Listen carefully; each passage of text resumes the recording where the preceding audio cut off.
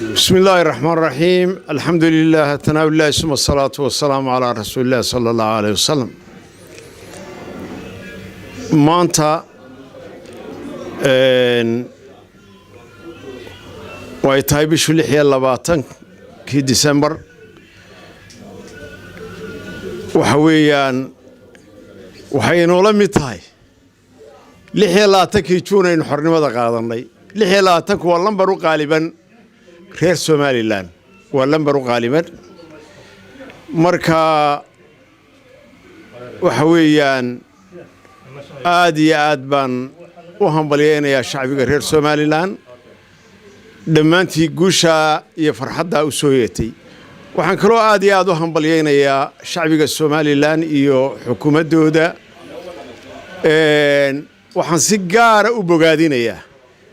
madaxweynaha jamhuuriyadda Somaliland Cabdiraxmaan Maxamed Cabdullaahi iyo xukuumaddiisa dadaalka ay ku bixiyeen inaynu soo gaadhno marxaladda maanta aad iyo aad baan ugu hambalyeynayaa shacbiga reer Somaliland waa shacab saamidiina u samray u dulqaatay maalmo adag oo qaraadh لا تحسبن المجد تمرا أنت آكله ولن تبلغ المجد حتى تبلع الصبر قوشة ما هتمر لموت صنعي معان يملب لك بنيو وغراد يدعرب الله صمراه شعبي كان دور كيا فرتن كالسنادات دور أفر إلى شن صد السنادات ويقول نجوس كوتشوجين يطور دور يتبص سنو يهلك كوسو تشرين دور يا فرتن كالسنادات soo dhabaradaygay maanta ilaahay guushi buu siiyay maalmaha soo socdana waxaad maqli doontaan farxado badan iyo dawlado badan oo ina ictiraafa shacbiga Somaliland guul baan leeyahay madaxweyne Cabdiraxmaan waxaan leeyahay guusha aad gaadhay iyo dadaalka aad samaysay kugu maalay madaxweyne kugu maalay guul baan leenahay shacbiga Somaliland meel kasta guul baan leenahay nimankii Soomaaliya aan walaalaha ahaan jiray waxaan leeyahay ilaahay idin amaansado maanta idinkana khayr baan idin la jecelahay anana maanta ilaahay waxaanu ka baryaynaa guusha iyo wanaagga aanu gaadhnay aanu maanta ictiraafka ku helay ilaahay inuu noo adkeeyo shacbiga Somaliland horena cadow badan baynu lahayn nimco kastoo timaadana cadow badan iyo xaasid bay leedahay gacmaha la isqabsado maanta laga bilaabo nin mucaarado waa inaanu ina ku jirin waa in gacmaha la isqabsadaa waa in wax kastoo ina ka dhaxeeyay oo xifiltan iyo tartan ahaa halkaa la dhigaa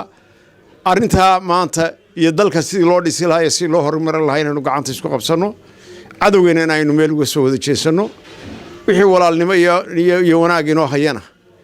aynu albaabada u furro aad iyo aad baa mahadsantihiin shacbiga Somaliland wassalaamu calaykum telefishinka aad baan ugu hambalyeynayaa oo maanta shacbigiisa farxadda la qaybsanayo hor socda maamulaha telefishinka Bushaara Baanday iyo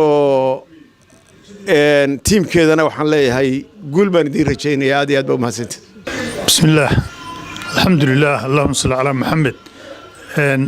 allahu akbar allahu akbar allahu akbar hambalyo hambalyo hambalyo waxaan hambalyeynayaa shacabka reer Somaliland iyo xukuumadda waxaan leeyahay waa sabirteen waa sugteen ilaahayna wuu idin siiyey waa inaynu magaranaysaa de waxa marka xafladaha iyo damaashaadka iyo hambalyadu inoo dhamaato hawl badan baa inoo taala runtii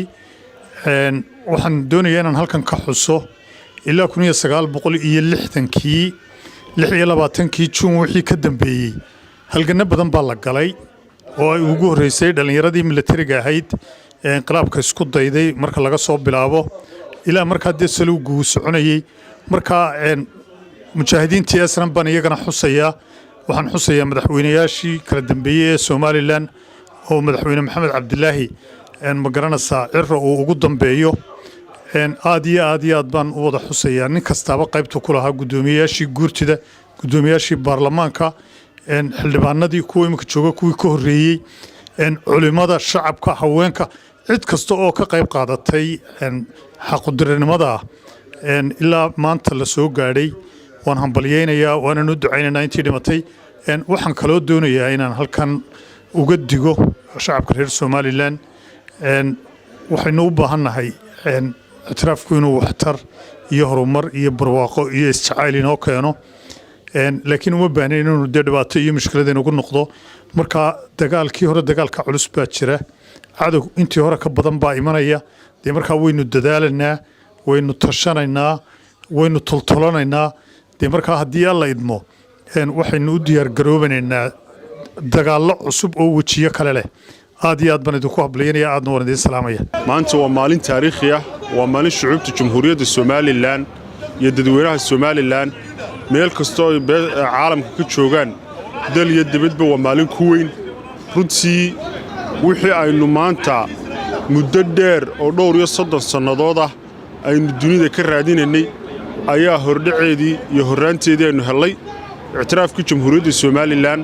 oo maanta dal weyn inoogu dhawaaqay ilaahay baa mahadda iska leh shacabka jamhuuriyadda Somaliland waxaan leeyahay dhammaantiinba hambalyo baan leeyahay madaxweynaha jamhuuriyadda Somaliland iyo dawladdeena cusub ee ku guuleysatay maanta inay ictiraafka keento iyadana aad baan u hambalyeynaya waxaan leeyahay mabruuk baan leeyahay dalalkuna waa istaba socdaan Soomaaliyana fariintaan u dirayaa waxa weeye xaasidnimadu ma wanaagsana bakhaylnimaduna ma wanaagsana mar haddaa idinku garan weydeen oo beesha caalamku noo garatay saaxiibayaal laba daloo jaar aynu noqonno halka aynu ku kala hadhna baan leeyahay reer Somaliland waxaan leeyahay guul iyo gobonnimo Somaliland oo calankeedu caalamka ka babaday ayaa maanta aynu u dabaaldegaynaa hambalyo baan leeyahay shacabweynaha jamhuuriyadda Somaliland runtii waa farxad weyn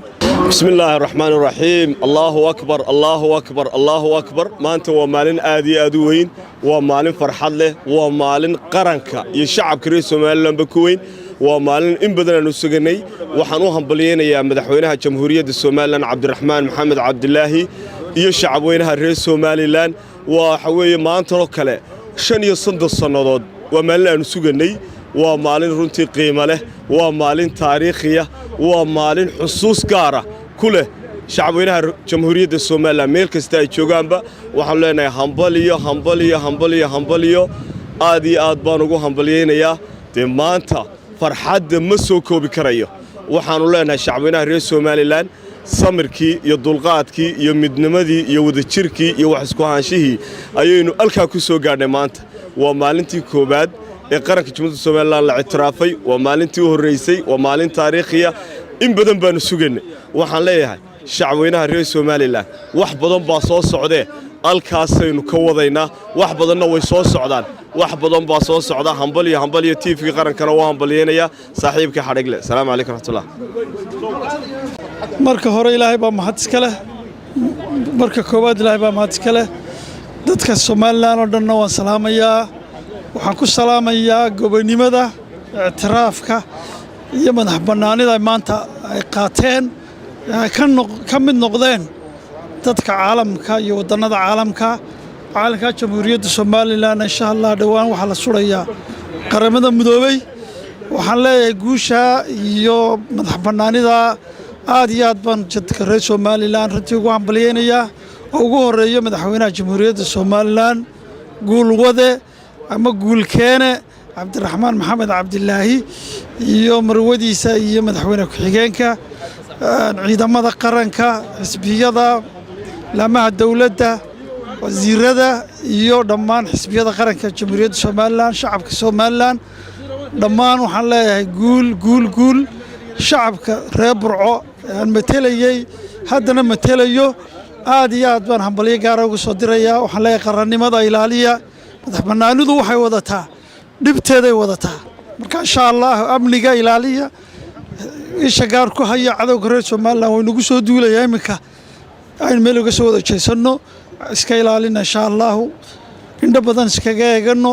dhammaanteen farxadana u dabaaldega calanka jamhuuriyadda Somaliland kor ahaado. Assalaamu calaykum waraxmatullaahi wabarakaatuh. gobonnimo Somaliland ilaahu noo barakee ilaahu yeedhaa soo yeedhay wax khayr qaban nooga dhig ilaahu wax khayr qaban nooga dhig ilaahu noo barakee Allahu akbar takbiir hambalyo leenahay hambalyo bulshada reer Somaliland meel kasta ay joogtaan maanta waa maalin weyn waa maalintii muddada dheer sugaynay waxaan horta marka horeysa aad iyo aad ugu mahadnaqaynaa wadanka Israa'iil oo taariikhda mar labaad 1960 uu ahaa wadankii ugu horeeyay Somaliland itiraafay maantana mar labaad bay ku celiyeen Israa'iil horta waxaan leenahay bogiyo beerka idinka ogsooni waxaanu kale aad iyo aad maanta halkan runtii aan ka gamcaynaa geeridooda intii u soo halgantay intii u godgashay intii u dhimatay intaba maanta waynu ka gamcaynaa maadaama itiraaf ka helay waxaan leenahay bulshada reer Somaliland hambalyo gacmaha isqabsada inagoo mida inagoo dala wadamada aynu jiiraanka nahay dalalka aynu jiiraanka nahay sida Soomaaliya Djibouti Ethiopia intaba waxaan leenahay nabad aynu ku wada noolaano bismillaahir rahmaanir rahiim assalaamu alaykum warahmatullaahi wabarakaatuh caawa waa habeen farxad badan waa habeen runtii aan la qiyaasi karayn dareenka shacabka dadka reer Somaliland dibad iyo gudo waxaan halkan marka ugu horeysa hambalyo uga diray madaxda qaranka Jamhuuriyadda Somaliland madaxweynuhu u horeeyo waxaan kaloo iyagana aan hambalyo u diray ciidamada qaranka Jamhuuriyadda Somaliland always calankiina iyo ciidankiina jeclaada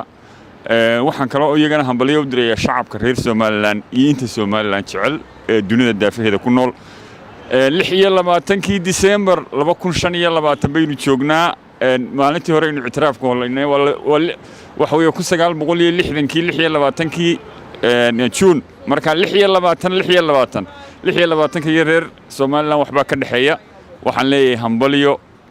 nabadgelyadaas qaranka curdanka dawladnimadaas ilaahay inoo gartay ee ina siiyay hal la soo dhaweeyo hal la ilaaliyo hareeraha laga joogo waxaan leeyahay insha Allah daad wararac